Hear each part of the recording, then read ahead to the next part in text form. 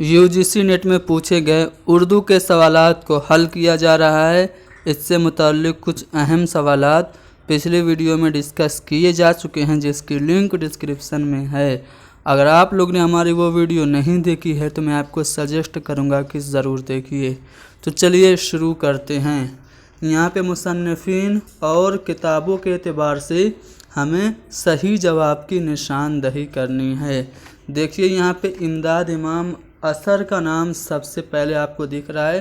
तो इमदाद इमाम असर की किताब इन चारों में से कौन सी है? तो इमदाद इमाम असर की किताब काशिफुल हक़ाइक़ है। ये एक पॉइंट आपने जान लिया कि इमदाद इमाम असर की किताब काशिफुल हक़ाइक़ है। इसके महज जान लेने से आपका आधा सवाल हल हो गया। कैसे? चलिए देखिए, यहाँ पे ए का जो है वो 4 आपका होगा। तो अब आपको ढूंढना है कौन से वाले ऑप्शन में ए का 4 है। तो अगर आप देखेंगे तो यहाँ पे पहले में ए का 4 नहीं है, तो ये ऑप्शन आपका कट गया। दूसरे में ए का 4 नहीं है तो ये भी कट गया। तीसरे में ए का 4 नहीं है तो ये भी कट गया। चौथे में ए का 4 है तो यही आपका जवाब हो गया। ठीक है, बाकी हमें देखना भी नहीं पड़ा, बस हमें ये पता था कि इमदाद इमाम असर की तसनीफ़ है काशिफुल हक़ाइक़, तो हमने सवाल को हल कर लिया। लेकिन मैं आपको सभी जो पॉइंट्स यहाँ पे दिए गए हैं मैं आपको एक्सप्लेन करके बता रहा हूँ कौन सी तसनीफ़ किसकी है, ताकि आगे आपको इम्तिहान में इससे फ़ायदा हो। आले अहमद सरूर की बात करें तो इनकी तसनीफ़ का नाम क्या है? नए पुराने चराग।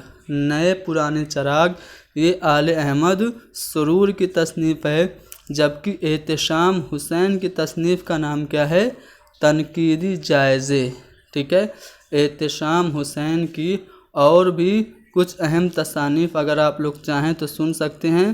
तनकीदी जायज़े के अलावा उर्दू कहानी, अदब और समाज, रिवायत और बगावत, तनकीद और अमली तनकीद, तनकीदी नज़रियात, उर्दू साहित्य का इतिहास और उर्दू अदब की तनकीदी तारीख़, ये सभी एहतशाम हुसैन की हैं। अब बचा आपका कलीमुद्दीन अहमद। तो कलीमुद्दीन अहमद की तसनीफ़ का नाम है उर्दू तनकीद पर एक नज़र। तो इस तरह से आपने देखा कि ए का आपका हुआ 4। यहाँ पे मैं इस तरह से लिख दे रहा हूँ। ए का आपका हुआ 4, फिर आपका बी का आपका हुआ 3, फिर सी का आपका हुआ 2 और डी का आपका हुआ 1। तो अगर इस तरह से आप देखेंगे तो आपको मिलेगा कि चौथा वाला ऑप्शन आपको सही जवाब मिल जाएगा। आगे बढ़ते हैं, अगले सवाल को देखते हैं। ये रहा अगला सवाल। यहाँ पे मुसन्निफ़ीन और किताबों के एतबार से हमें सही जवाब ढूंढना है। तो बहुत आसान सा सवाल है। अगर आपको कुछ नहीं आता तो इतना तो आता होगा कि आब हयात जो है वो मोहम्मद हुसैन आज़ाद की किताब है।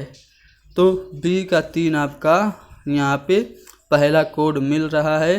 तो देखिए बी का 3 आपको कहाँ कहाँ मिल रहा है। तो सबसे पहले अगर आप देखें तो बी का 3 आपको पहले ऑप्शन में है, दूसरे ऑप्शन में नहीं है तो ये आपको काट देना है। तीसरे ऑप्शन में बी का 3 नहीं है, ये भी काट देना है। चौथे ऑप्शन में आपका बी का 3 नहीं है तो ये भी काट देना है ना, एकदम आसान। अब इससे आसान सवाल कहाँ से मिलेगा? बस यहाँ पे ऑप्शन इस तरह से बना के, कोडेड ऑप्शंस बना के आपको एनटीए कंफ्यूज करता है। बहुत मुश्किल सवालात नहीं आते हैं। हमें सिर्फ ये पता चला कि मोहम्मद हुसैन आज़ाद की तसनीफ़ है आब हयात, तो हमने यहाँ पे आंसर को पा लिया। ठीक है, बाकी भी देख लेते हैं। सवाने मौलाना रूम किसकी है? शिबली नोमानी की है, यानी कि ए का 4 होगा। तो ए का 4 आपको यहाँ पे दिख रहा है। ठीक है, अल्ताफ़ हुसैन हाली की तसनीफ़ है मुक़द्दमा शेर व शायरी। मजालिसुन निसा भी है लेकिन मुक़द्दमा शेर व शायरी यहाँ पे ऑप्शन में दिया है। तो अल्ताफ़ हुसैन हाली यानी कि सी का आपका 1 हो गया।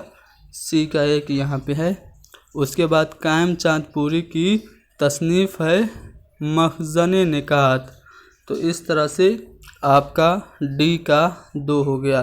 तो अगर आप मिलाएंगे तो यहाँ पे पहला वाला ऑप्शन आपका मिल जाएगा, जो कि आपका जवाब होगा। अगला सवाल है कि मदफन के एतबार से सही जोड़ की निशानदही कीजिए। चलिए बताइए कौन कहाँ दफन है, किसकी कब्र कहाँ पे है। मान लीजिए आपको कुछ नहीं पता, मिर्ज़ा गालिब का पता है। मिर्ज़ा गालिब का तो पता है ना कि मिर्ज़ा गालिब दिल्ली में दफन है। तो अब आप ये देखेंगे कि ए का एक कहाँ कहाँ पे है। तो अगर आपको ऑप्शन में देखना है तो देखना यह है कि ए का एक किस किस वाले ऑप्शन में है। तो यहाँ पे पहला ऑप्शन देखेंगे तो पहले वाले ऑप्शन में बिल्कुल है, दूसरे में ए का 2 है, तीसरे में ए का 4 है, चौथे में ए का 2 है। तो ये तो कट गया। तो यहाँ पे गालिब जो है वो दिल्ली में दफन है। सौदा कहाँ पे दफन है, लखनऊ में दफन है, यानी कि बी का 3 होगा। देखिए फ़ानी जो है ये हैदराबाद में दफन है, यानी कि सी का डी होगा, यानी सी का 4 होगा। और मोहिउद्दीन कादरी ज़ोर दफन हैं ये श्रीनगर कश्मीर में। तो इस तरह से डी का आपका 2 होगा। इस तरह से आप मिलाएंगे तो आपको जो जवाब मिलेगा वो पहला वाला ऑप्शन मिल जाएगा। यहाँ पे कुछ अशार दिए गए हैं और शायरों के नाम दिए गए हैं। शायर और अशार के एतबार से हमें सही जोड़ की निशानदही करनी है। सबसे पहले आपको यहाँ पे हसरत का कौन सा शेर दिख रहा है, कुछ समझ में आ रहा है? सोचिए सोचिए। पहले तो आप फुर्सत से इन चारों अशार को पढ़िए। जब आप पढ़ेंगे तो आपको पता चलेगा कि हुस्न बेपरवा को खुद भी वो खुदारा कर दिया, क्या किया मैंने कि इजहार तमन्ना कर दिया। ये शेर आप जानते हैं हसरत का है। सेम ऐसा ही इसी से मिलता जुलता आपको हुस्न बेपरवा आरज़ू वगैरह दिख रहा है किसी शेर में। हाँ, तीसरे शेर में दिख रहा है, यानी कि ए का आपका 3 हो जाएगा। ठीक है। इरफान सिद्दीकी का जो शेर इसमें से वो कौन सा है, वो ये है कि कहाँ से आते हैं ये घर उजालते हुए लफ्ज़, छुपा है क्या मेरी मिट्टी में माह पारा कोई। तो ये इरफान सिद्दीकी का शेर है। मिर्ज़ा गालिब का यहाँ पे जो शेर है वो ये है कि हाल दिल नहीं मालूम लेकिन इस कदर, यानी हमने बार बार ढूंढा तुमने बार बार पाया। ये आपका गालिब का शेर है। और जानते हैं कि मीर तकी मीर कुनूती शायर हैं, इनकी शायरी में रोना धोना ज़्यादा रहता है। तो कौन से सुर में, कौन से शेर में रोते हुए लफ्ज़ दिख रहा है, तो यहाँ पे आप देख सकते हैं खो के रोते।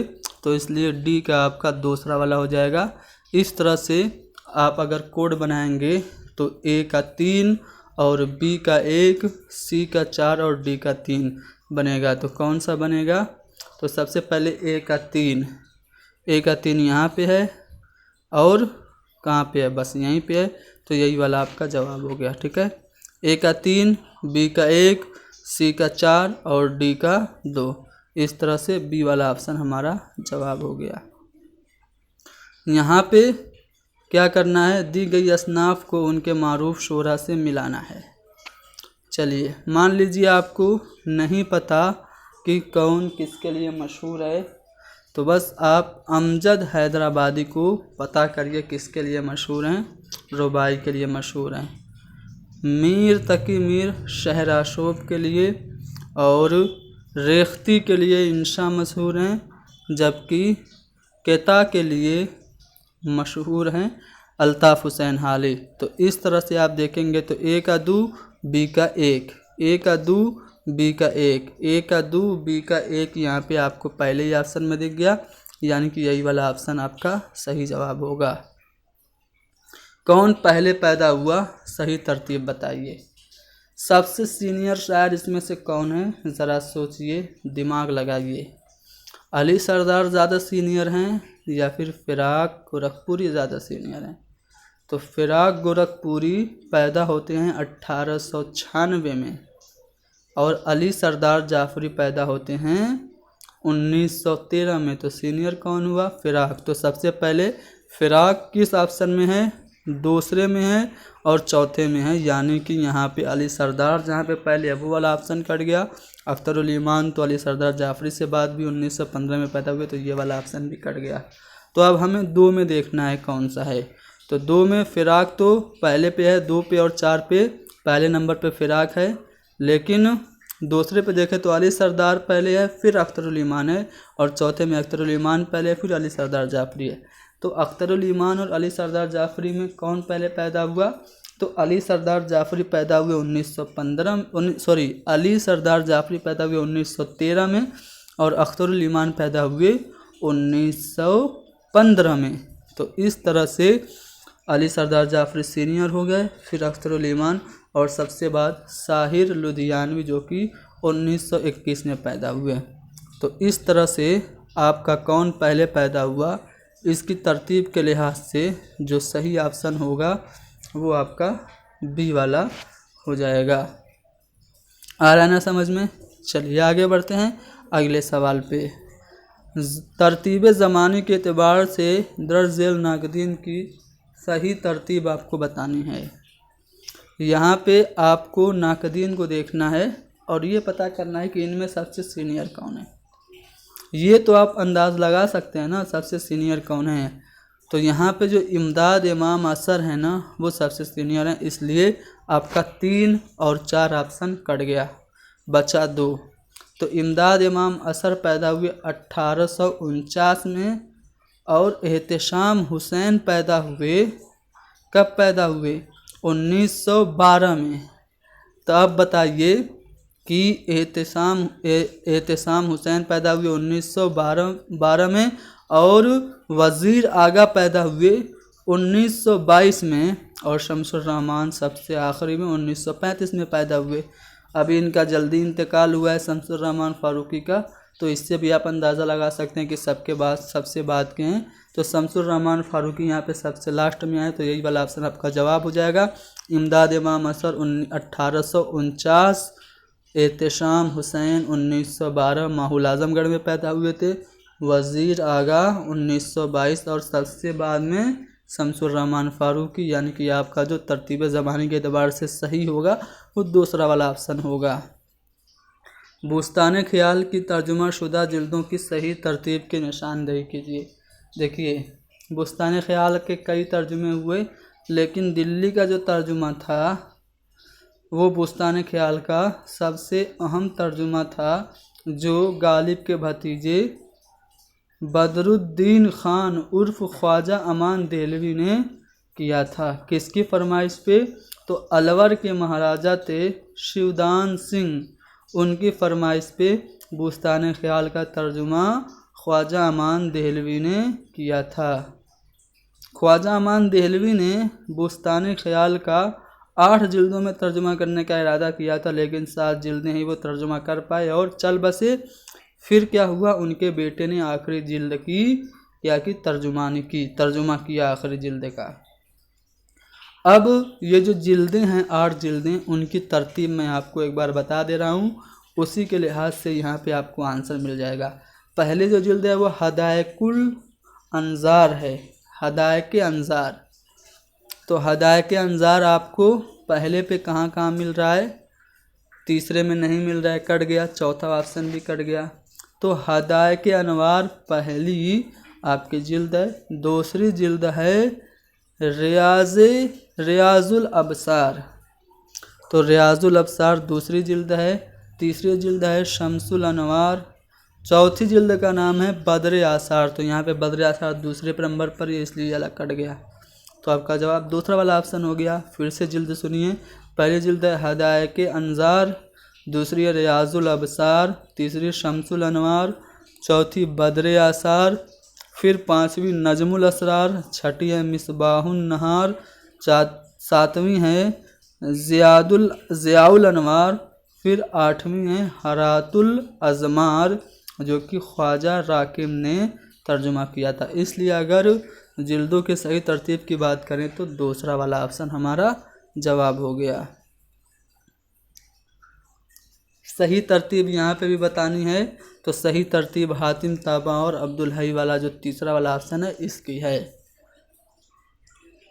यहाँ पे तख्लीकात की सही ज़मानी तरतीब बलिहाज सन तसनीफ़ आपको बताना है। तो इनमें सबसे पहले जो लिखी गई तसनीफ़ वो कौन सी है?